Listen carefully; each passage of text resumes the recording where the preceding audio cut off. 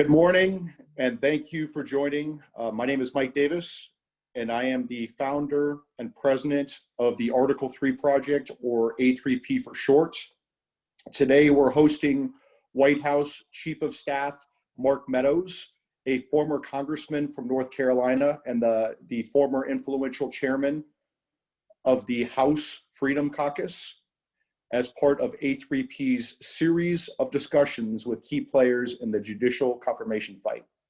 But before we turn to the chief, please allow me 5 minutes to talk about A3P and President Trump's historic transformation of the federal judiciary.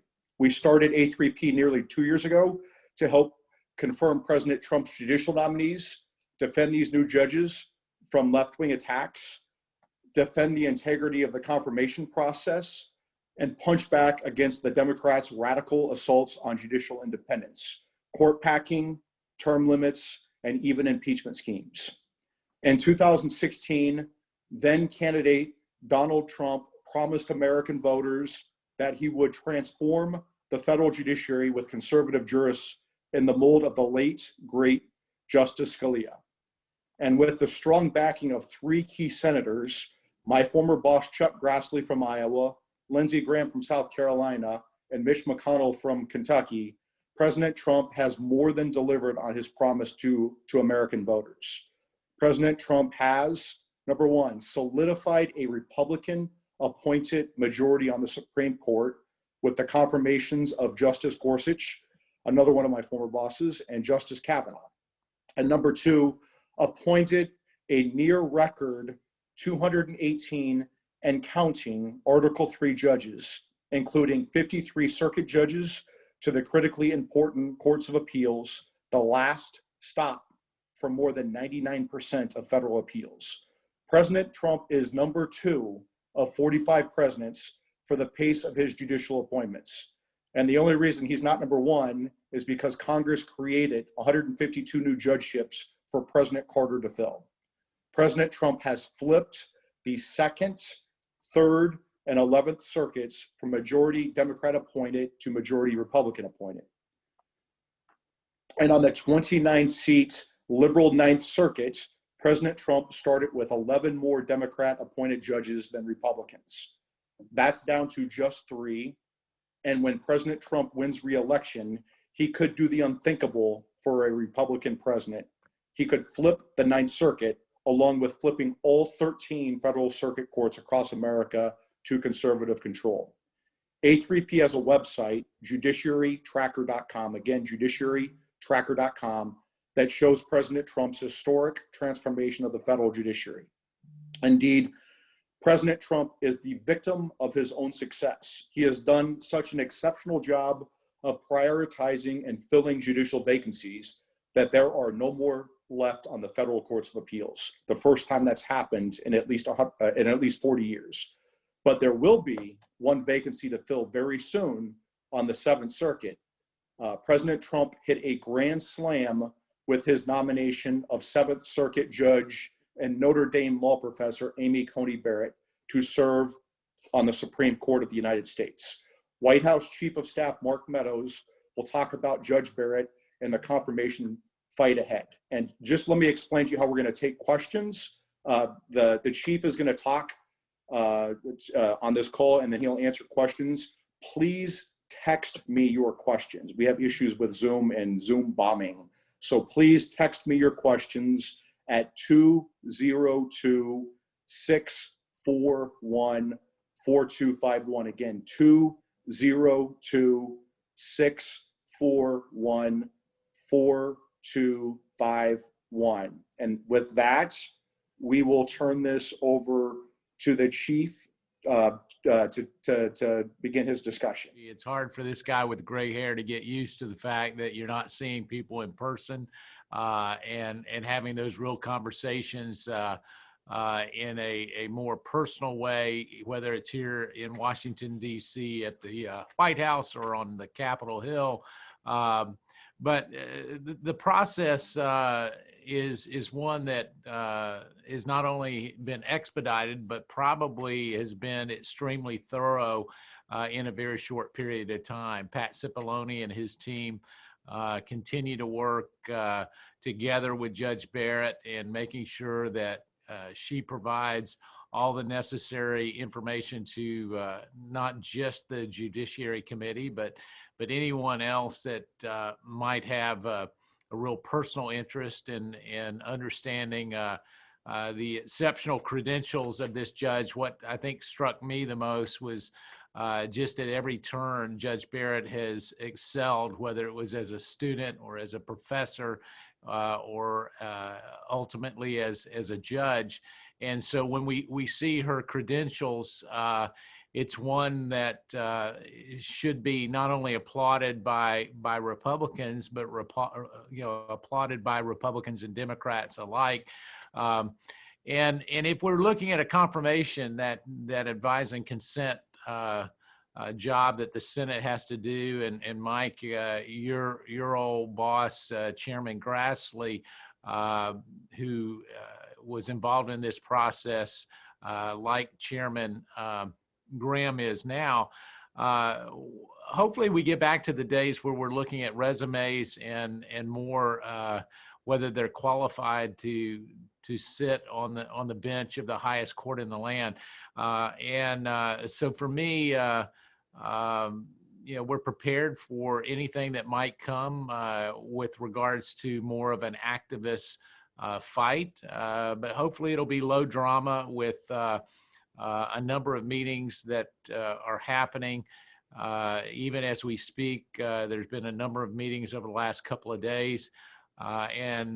We're looking forward to a speedy confirmation process. I know a lot of people will start to ask, when do we see a vote? I think that's been fairly well reported, but barring any extraordinary efforts by Democrats in the Senate to do a number of procedural moves, I think at this point, them postponing any debate or any floor vote past the latter part of October would be very difficult to do procedurally. So we just need to make sure that we do our job in providing the information as quickly as possible. The SJQ went over, as most of the reporters that are tuned in today know, they went over probably in record time. Part of that is that we had a good file and from Judge Barrett's previous confirmation that happened just a couple of years ago. But for me, it's less political and more what I would call a Jack Webb type approach. Just the facts, ma'am, and the judge has been taking this like she has everything else in her life, with a very serious tone and a very deliberate tone. And I look forward to letting the people get to see a little bit more about what I've been able to see behind the scenes. Is just a very serious candidate for the highest court in the land that I believe will win over at least the hearts and minds of the American people, even if it's more of a partisan vote that happens in the month of October. But I'm looking forward to your questions, Mike. Great. Let me start this off for you, Chief. Let's talk about how President Trump came about making this decision to pick Judge Amy Coney Barrett from the Seventh Circuit and why he chose her. He was very familiar with Judge Barrett before this particular vacancy. Obviously, she was on the short list for his two previous picks. A number of people had encouraged him to make this selection when he chose Judge Kavanaugh the last time. I know that she had interviews with both the president and the vice president previously. And so when it really came down to it, we gave him a list of a number of very accomplished judges across the country, and I know a lot was reported that there was 5 picks or 4 picks or these top 3, and actually the list of potential candidates was actually larger than 5. I don't know that people really knew that, but he boiled it down to a top 5 very quickly. Pat Cipollone and myself met with him, and for him, it was really just going back to review some of his notes and the resume from the previous process that he had gone through. And as most know, that decision was made very quickly when he had the opportunity to meet with Judge Barrett in the Oval Office. He made that decision very quickly, but it was based on the merits. I think he loves the fact that that she is so accomplished, as I mentioned earlier, not just as a judge, but certainly as a professor and as a student prior to that.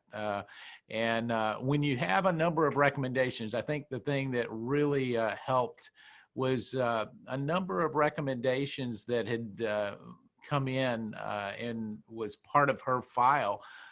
They came from people that were probably not aligned ideologically with this president, but they were very, very complimentary of her abilities and of her judgment and of her really focus on the law more so than anything else. And so that happened very, very quickly. Obviously, we had to continue to do the vetting and making sure that an updated background check, a number of the things that you typically do for any candidate got done. But that was not to the exclusion of some of the other candidates that were widely reported on. I think the great news is that we had a number of very qualified candidates that could have been nominated, and yet he looked at this as a decision that could be made quickly and ultimately was made quickly based on her merits. Great. So back in Judge Barrett's confirmation hearing in 2017, Senator Dianne Feinstein, the top Democrat on the Senate Judiciary Committee, questioned Judge Barrett about her Catholic faith. And she said that, quote, "the dogma lives loudly within you." And that is of concern to Senator Feinstein. We have other Democrats like Senator Kamala Harris and Senator Mazie Hirono who have questioned federal judicial nominees like Judge Busher on the district court in Nebraska about their membership in the Knights of Columbus, a Catholic men's charitable organization. What is your response to the Democrats questioning federal judicial nominees, particularly Judge Amy Coney Barrett as she approaches her Supreme Court confirmation hearing, about their faith? Well, I thought we had gotten beyond this when we started using religion as a litmus test for almost anything when we elected John Kennedy as president. It's sad that oftentimes we look at faith as being somehow the focus of any nomination process, and so to suggest that is something that is myopically focused on by anybody that reviews it, I don't think it sits well with the American people. I can tell you that I'm not of the Catholic faith, and yet as a Christian, I look at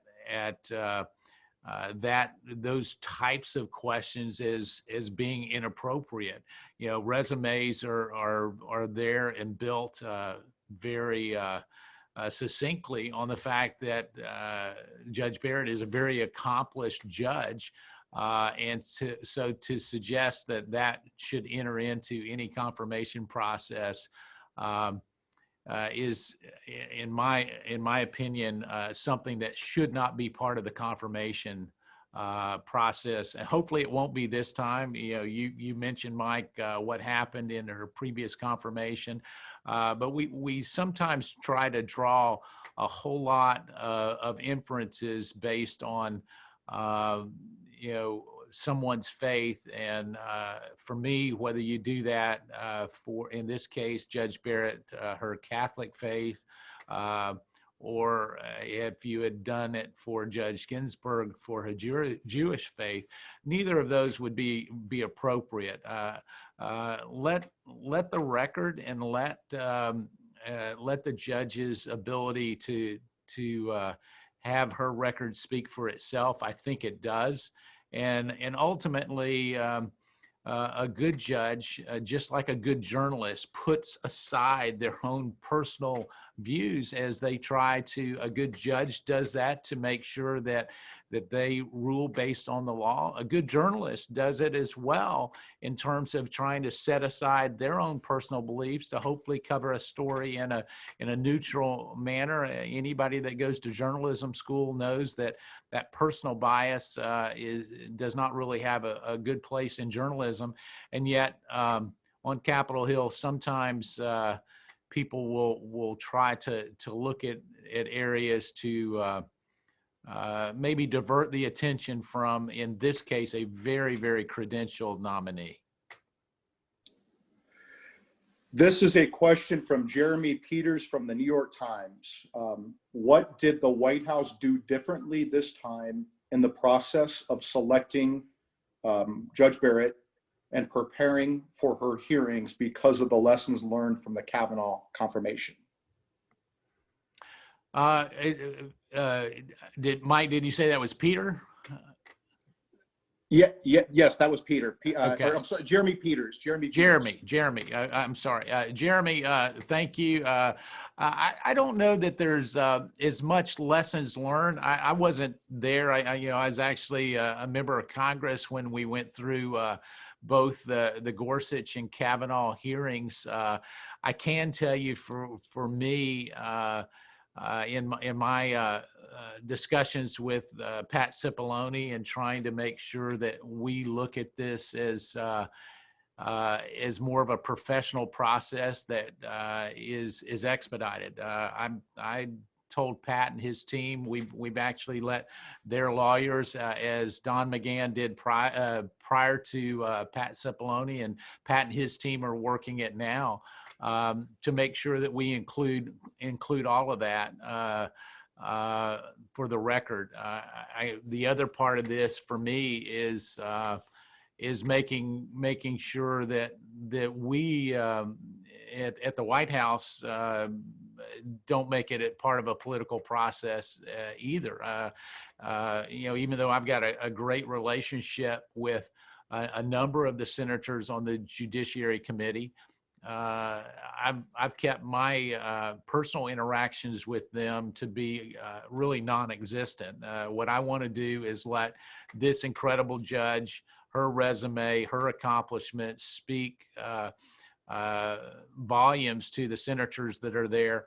And so whether it's different or not, Jeremy, from the previous confirmation hearings, I don't know. All I know is that we've got 2 or 3 processes in place to make sure that the senators get all the information as quickly as they can so that they can make an informed decision. And Pat Cipollone, with certainly my encouragement and support, is running point on this process. We partnered very quickly in terms of trying to make sure that whether it was for Judge Barrett or any of the other candidates that we were reviewing, that we had a complete package. And so they were already working on any potential holes that we might see there. Additionally, we brought over some detailees that actually have a personal relationship with Judge Barrett that can help expedite some of the information that senators may have as it relates to any previous rulings that she might have. And then we kept it very much focused on just her record. There was not a long process. In fact, we asked no questions. We felt like it would be inappropriate to ask questions on how she might rule on any future case. And so as they've worked through that, it has been more just a very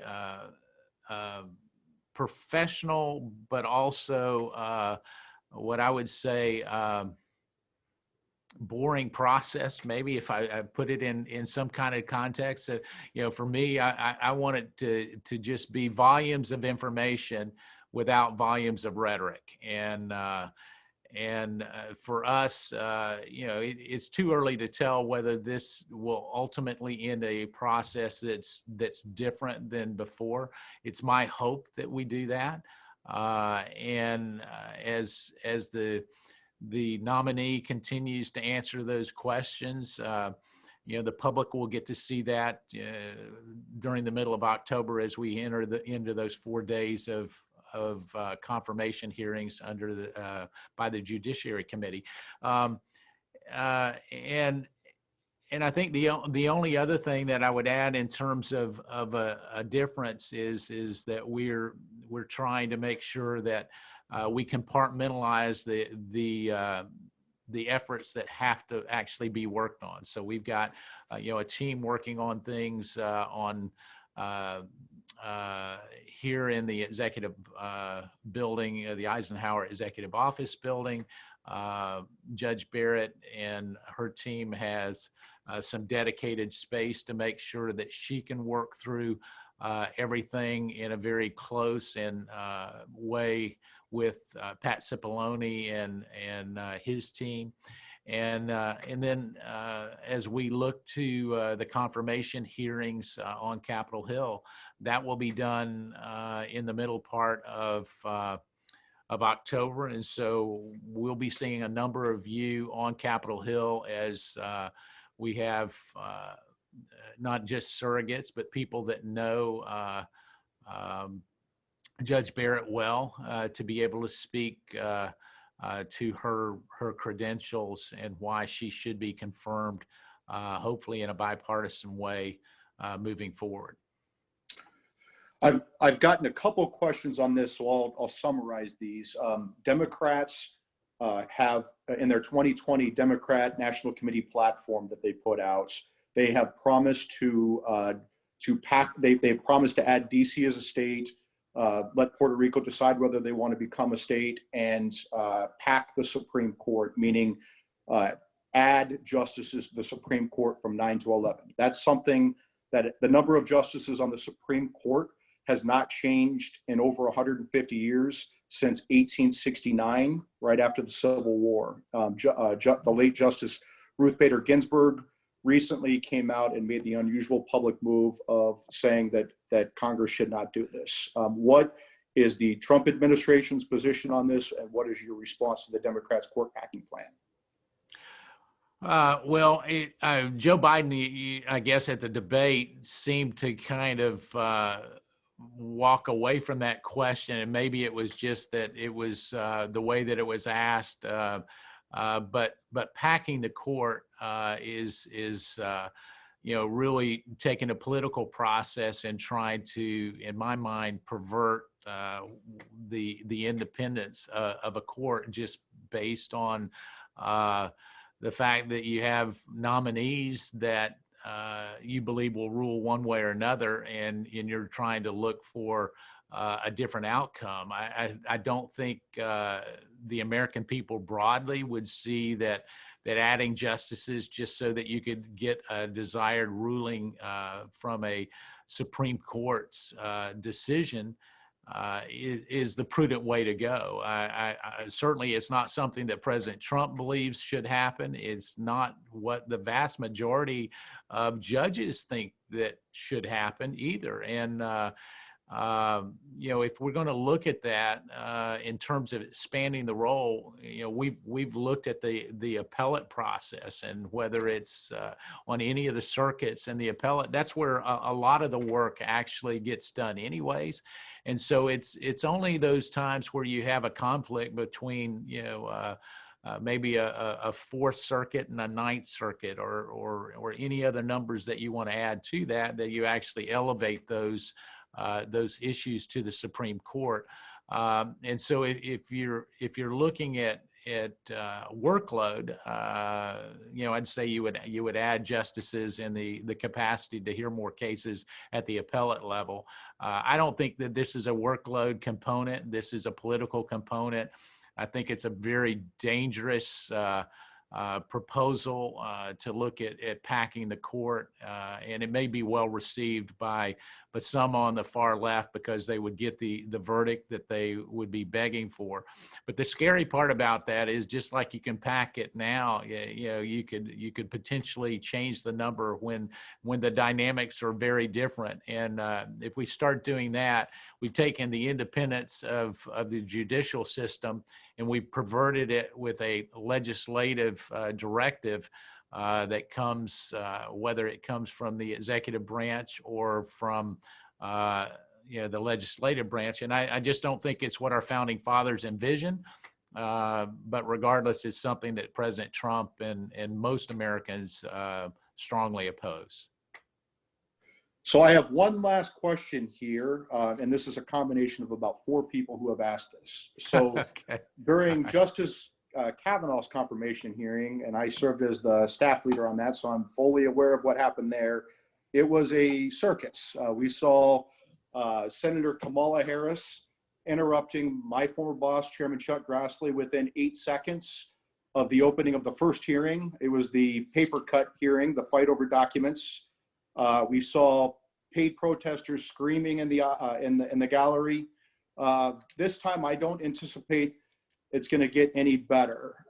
Can you talk about what steps are being taken to ensure a less chaotic hearing this time? I know the COVID restrictions may help to the extent that that peaceful protesters will follow COVID restrictions, but can you just talk about what measures are being taken to address the Supreme Court hearing so there are fewer Michael Avenattis and more decorum this time? Great question. I think there's 2 parts to that question. One was Kamala Harris and what can be done in terms of those interactions. And having been on Capitol Hill, I would say that there's very little that we can do as it relates to the drama that may unfold by some of our Senate colleagues. I think there's probably more of pressure on Kamala to actually engage in a meaningful way, or let's just put perhaps more of a political way than ever before, just because of the fact that she's on the ticket with Vice President Joe Biden. So I don't think we'll see less of Kamala. I think we'll see more of Kamala as it relates to her interaction. And so I don't know that we're preparing for that. I can tell you that we obviously are looking on the other side of that in terms of trying to make sure that not as much the access, but that we're doing the front end work as it relates to identifying the potential lines of attacks that are the old playbook. It's one of my favorite movies is the old movie Casablanca, where they come out and they go, "I'm shocked that there's gambling going on here," and then obviously the law enforcement officer says, "Can you give me my earnings, please, or my winnings?" And so, we shouldn't be shocked by the drama that may play out in the second and third week of October. Never underestimate the ability to take a serious process and make it for primetime TV and viral moments. That being said, I mentioned some of our war room, some of the ability to have counteractions. I think that we know the playbook because we've seen it with Judge Kavanaugh. And serious reporters will get serious answers to their questions. Those that perhaps are less serious, that want to just look towards an event we'll find that that we'll have probably more of a disciplined messaging approach, but also a disciplined response approach, and leave it up to Chairman Graham and other members of the Judiciary Committee to be able to work with them. We'll be providing not only those senators, but their comms team with rapid response. We've already set up our rapid response team to do that. And so anything that comes forward will actually be met with a very quick and professional response. So hopefully we won't see the Avenattis, but I'm like you. If past is prologue, it should be a fairly exciting October, but hopefully one that ends with a confirmation of a very credentialed and fine nominee. We will definitely miss Michael Avenatti this time. And so thank you, White House Chief of Staff Mark Meadows, for joining us today. You can learn more about Article 3 Project by going to article3project.org, article number 3project.org. Thank you so much. Thank you, guys. Take care.